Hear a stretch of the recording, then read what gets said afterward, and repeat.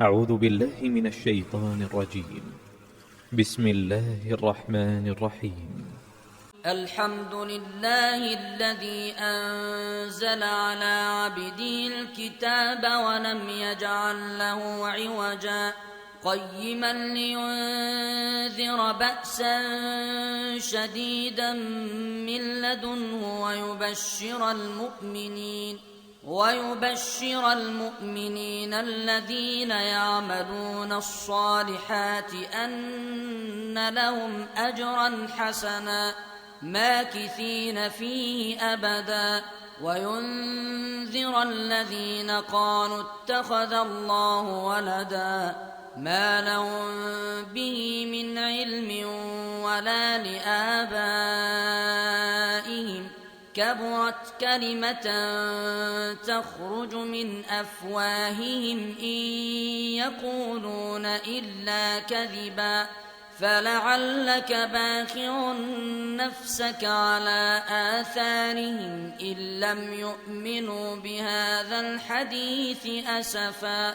إنا جعلنا ما على الأرض زينة لها لنبلوهم أيهم أحسن عملا وإنا لجاعلون ما عليها صعيدا جرزا أم حسبت أن أصحاب الكهف والرقيم كانوا من آياتنا عجبا إذ أوى الفتية إلى الكهف فقالوا ربنا آتنا من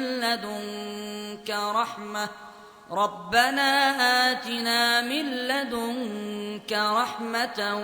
وهيئ لنا من أمرنا رشدا فضربنا على آذانهم في الكهف سنين عددا ثم بعثناهم لنعلم أي الحزبين أحصى لما لبثوا أمدا نحن نقص عليك نبأهم بالحق إنهم فتية آمنوا بربهم وزدناهم هدى وربطنا على قلوبهم إذ قاموا فقالوا ربنا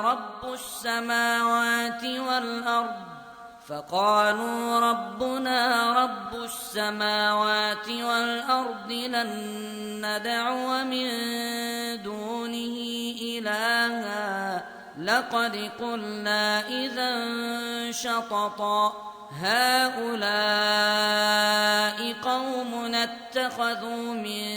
دونه آلهة لولا يأتون عليهم بسلطان بين فمن أظلم ممن افترى على الله كذبا وإذ اعتزلتموهم وما يعبدون إلا الله فأووا إلى الكهف ينشر لكم ربكم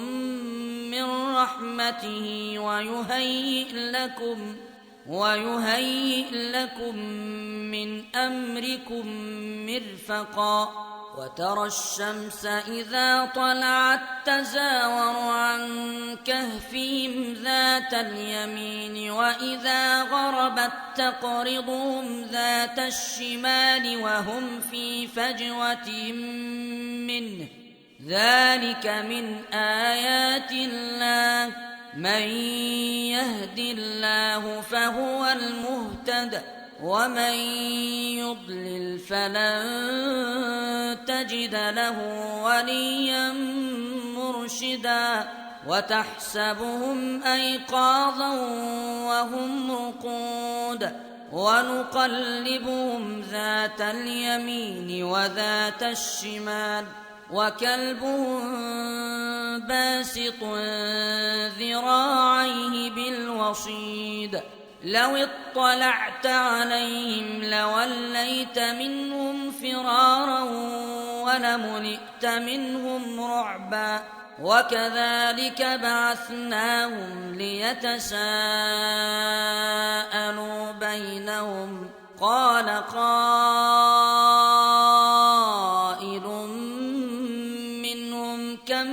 لبثتم قالوا لبثنا يوما أو بعض يوم قالوا ربكم أعلم بما لبثتم فبعثوا أحدكم بورقكم هذه إلى المدينة فلينظر أيها أزكى طعاما فليأتكم برزق منه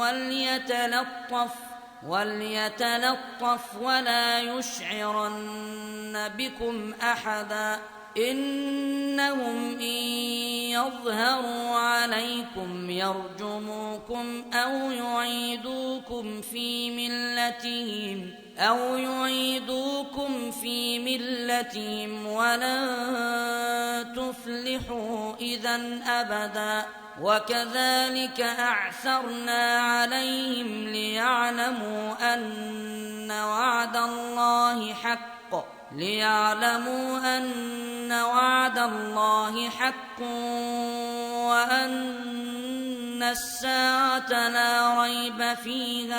وأن الساعة لا ريب فيها إذ يتنازعون بينهم أمرهم فقالوا بنوا عليهم بنيانا ربهم أعلم بهم قال الذين غلبوا على أمرهم لنتخذن عليهم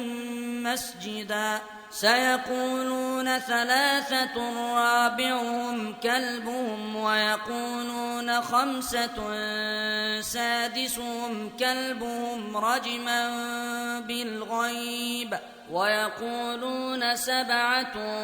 وثامنهم كلبهم قل ربي أعلم بعدتهم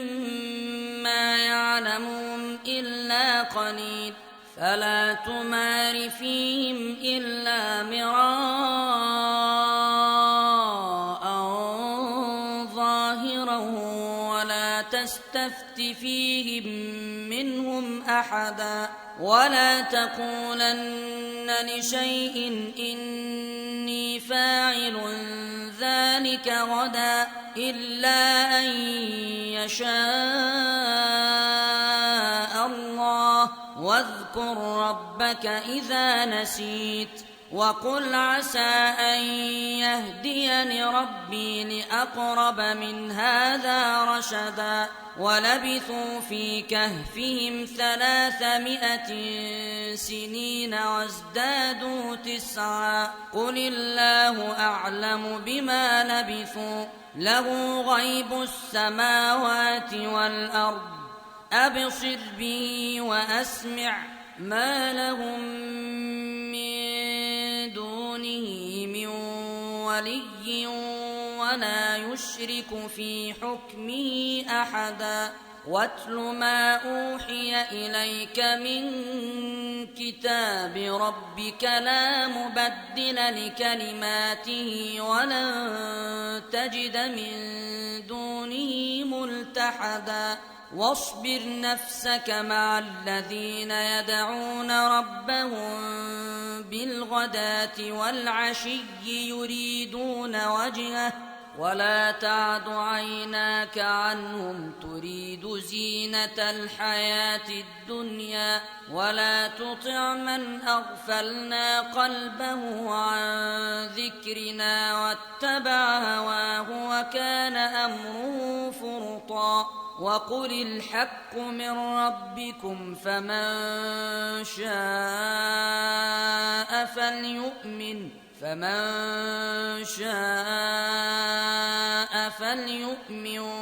ومن شاء فليكفر إنا أعتدنا للظالمين نارا أحاط بهم سرادقها وإن يستغيثوا يغاثوا بماء كالمهل يشوي الوجوه بئس الشراب وساءت مرتفقا إن الذين آمنوا وعملوا الصالحات إنا لا نضيع أجر من أحسن عملا أولئك لهم جنات عدن تجري من تحتهم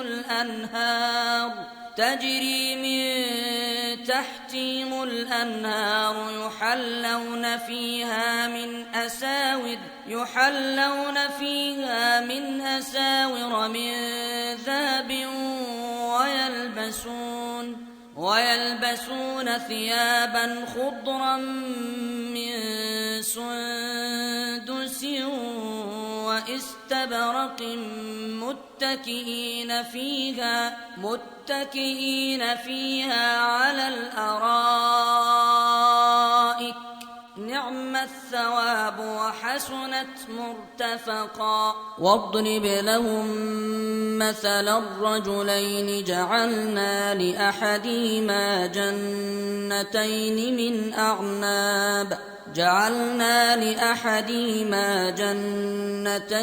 من أعناب وحففناهما بنخل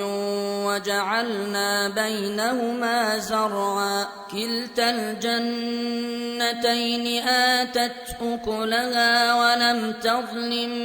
منه شيئا وفجرنا خلالهما نهرا وكان له ثمر فقال لصاحبه وهو يحاوره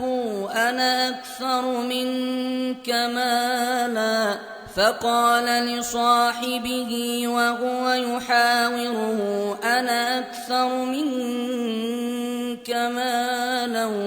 وأعز نفرا ودخل جنته وهو ظالم لنفسه قال ما أظن أن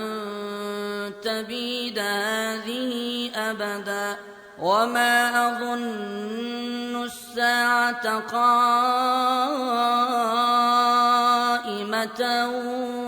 ولئن رددت إلى ربي لأجدن خيرا منها منقلبا قال له صاحبه وهو يحاوره أكفرت بالذي خلقك من تراب ثم من نطفة ثم سواك رجلا لكن هو الله ربي ولا أشرك بربي أحدا ولولا إذ دخلت جنتك قلت ما شاء الله لا قوة إلا بالله إن ترني أنا أقل منك مالا وولدا فعسى ربي أن يؤتيني خيرا من جنتك ويرسل عليها حسبانا من السماء فتصبح صعيدا زلقا أو يصبح ماؤها غورا فلن تستطيع له طلبا وأحيط بثمره فأصبح يقلب كفيه على ما أنفق فيها وهي خاوية على عروشها ويقول يا ليتني لم أشرك بربي أحدا ولم تكن له فئة ينصرونه من دون الله وما كان منتصرا هنالك الولاية لله الحق هو خير ثوابا وخير عقبا واضرب لهم مثل الحياة الدنيا كماء أنزلناه من السماء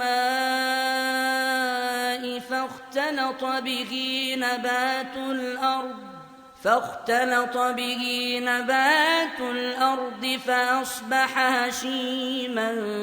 تذروه الرياح وكان الله على كل شيء مقتدرا المال والبنون زينة الحياة الدنيا والباقيات الصالحات خير عند ربك ثوابا وخير أملا ويوم نسير الجبال وترى الأرض بارزة وحشرناهم فلم نغادر منهم أحدا وعرضوا على ربك صفا لقد جئتمونا كما خلقناكم أول مرة بل زعمتم أن لن نجعل لكم موعدا ووضع الكتاب فترى المجرمين مشفقين مما فيه ويقولون يا ويلتنا ما لهذا الكتاب لا يغادر صغيرة ولا كبيرة إلا أحصاها ووجدوا ما عملوا حاضرا ولا يظلم ربك أحدا وإذ قلنا للملائكة اسجدوا لآدم فسجدوا إلا إبليس كان من الجن ففسق عن أمر ربه أفتتخذونه وذريته أولياء من دوني وهم لكم عدو بئس للظالمين بدلا ما أشهدتهم خلق السماوات والأرض ولا خلق أنفسهم وما كنت متخذ المضلين عضدا ويوم يقول نادوا شركائي الذين زعمتم فدعوهم فلم يستجيبوا لهم وجعلنا بينهم موبقا ورأى المجرمون النار فظنوا أنهم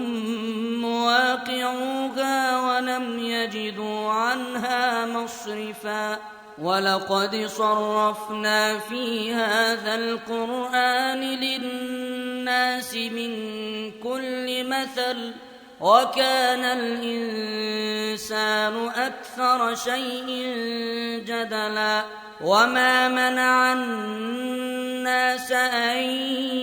يؤمنوا إذ جاءهم الهدى ويستغفروا ربهم إلا أن تأتيهم سنة الأولين أو يأتيهم العذاب قبلا وما نرسل المرسلين إلا مبشرين ومنذرين ويجادل الذين كفروا بالباطل ليدحضوا به الحق واتخذوا آياتي وما أنذروا هزوا ومن أظلم ممن ذكر بآيات ربه فأعرض عنها ونسي ما قدمت يداه إنا جعلنا على قلوبهم أكنة أن يفقهوه وفي آذانهم وقرا وإن تدعهم إلى الهدى فلن يهتدوا إذا أبدا وربك الغفور ذو الرحمة لو يؤاخذهم بما كسبوا لعجل لهم العذاب بل لهم موعد لن يجدوا من دونه موئلا وتلك القرى أهلكناهم لما ظلموا وجعلنا لمهلكهم موعدا وإذ قال موسى لفتاه لا أبرح حتى أبلغ مجمع البحرين أو أمضي حقبا فلما بلغا مجمع بينهما نسيا حوتهما فاتخذ سبيله في البحر سربا فلما جاوزا قال لفتاه آتنا غداءنا لقد لقينا من سفرنا هذا نصبا قال أرأيت إذ أوينا إلى الصخرة فإني نسيت الحوت وما أنسانيه إلا الشيطان أن أذكره واتخذ سبيله في البحر عجبا قال ذلك ما كنا نبغ فارتدا على آثارهما قصصا فوجدا عبدا من عبادنا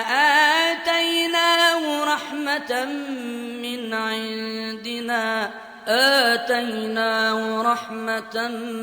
من عندنا وعلمناه من لدنا علما قال له موسى هل أتبعك على أن تعلمني مما علمت رشدا قال إنك لن تستطيع معي صبرا وكيف تصبر على ما لم تحط به خبرا قال ستجدني إن شاء الله صابرا ولا أعصي لك أمرا قال فإن اتبعتني فلا تسألني عن شيء حتى أحدث لك منه ذكرا فانطلقا حتى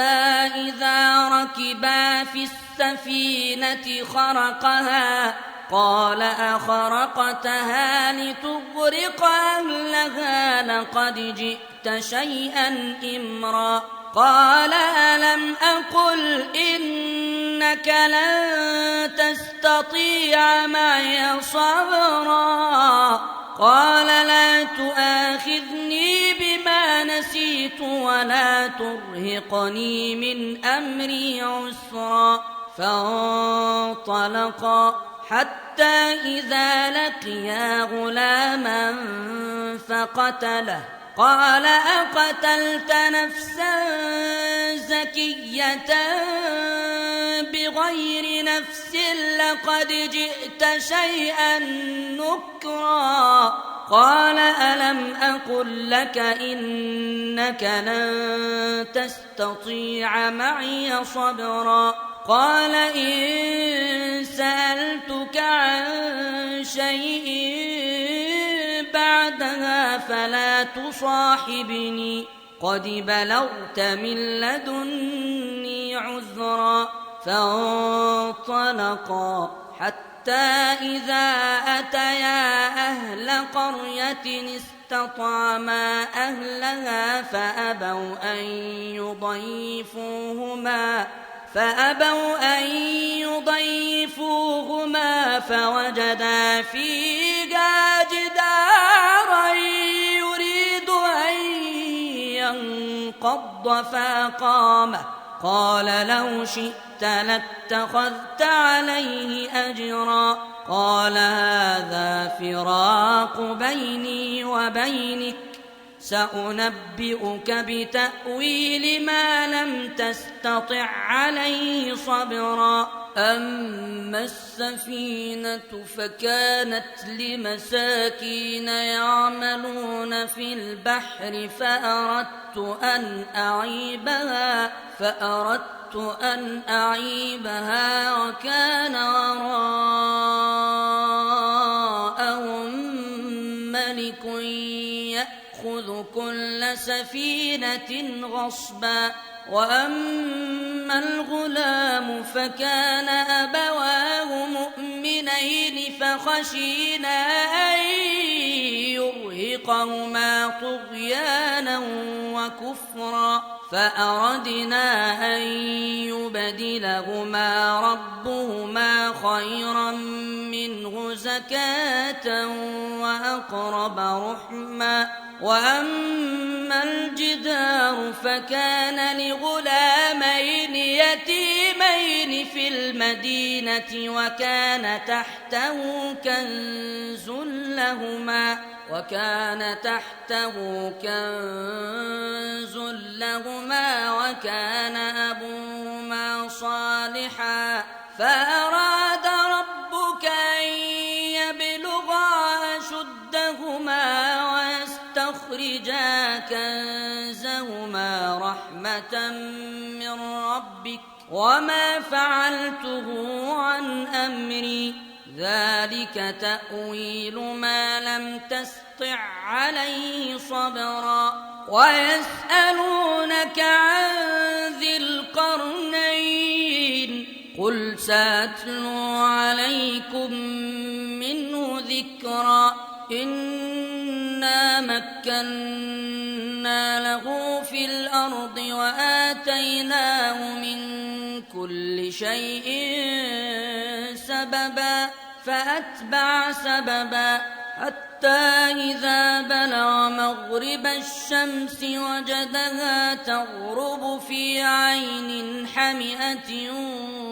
ووجد عندها قوما قلنا يا ذا القرنين إما أن تعذب وإما أن تتخذ فيهم حسنا قال أما من ظلم فسوف نعذبه ثم يرد إلى ربه فيعذبه عذابا نكرا وأما من آمن وعمل صالحا فله جزاء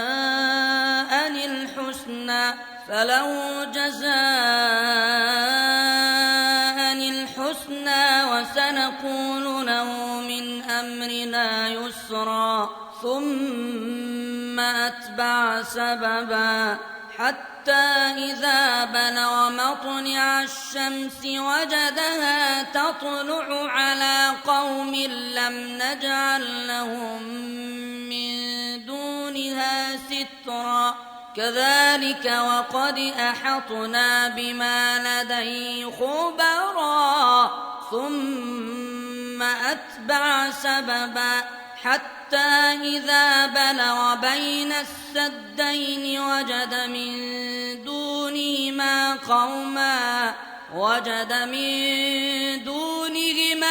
قوما لا يكادون يفقهون قولا قالوا يا ذا القرنين إن يأجوج ومأجوج مفسدون في الأرض فهل نجعل لك خرجا على أن تجعل بيننا وبينهم سدا قال ما مكني فيه ربي خير فأعينوني بقوة أجعل بينكم وبينهم ردما آتوني زبر الحديد حتى إذا ساوى بين الصدفين قال ينفخوا حتى إذا جعله نارا قال آتوني أفرغ عليه قطرا فما استطاعوا أن يظهروا وما استطاعوا له نقبا قال هذا رحمة من ربي فإذا جاء وعد ربي جعله دكاء وكان وعد ربي حقا وتركنا بعضهم يومئذ يموج في بعض ونفخ في الصور فجمعناهم جمعا وعرضنا جهنم يومئذ للكافرين عرضا الذين كانت أعينهم في غطاء عن ذكري وكانوا لا يستطيعون سمعا أفحسب الذين كفروا أن يتخذوا عبادي من دوني أولياء إنا أعتدنا جهنم للكافرين نزلا قل هل ننبئكم بالأخسرين أعمالا الذين ضل سعيهم في الحياة الدنيا وهم يحسبون أنهم يحسنون صنعا أولئك الذين كفروا بآيات ربهم ولقائه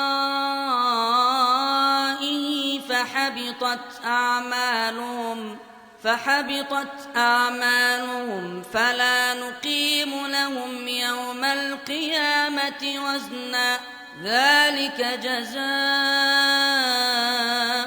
جهنم بما كفروا واتخذوا آياتي ورسلي هزوا إن الذين آمنوا وعملوا الصالحات كانت لهم جنات الفردوس نزلا خالدين فيها لا يبغون عنها حولا قل لو كان البحر مدادا لكلمات ربي لنفد البحر قبل أن تنفد كلمات ربي ولو جئنا بمثله مددا قل إنما أنا بشر مثلكم يوحى إلي أنما إلهكم إله واحد فمن كان يرجو لقاء ربه فليعمل عملا صالحا ولا يشرك بعبادة ربه أحدا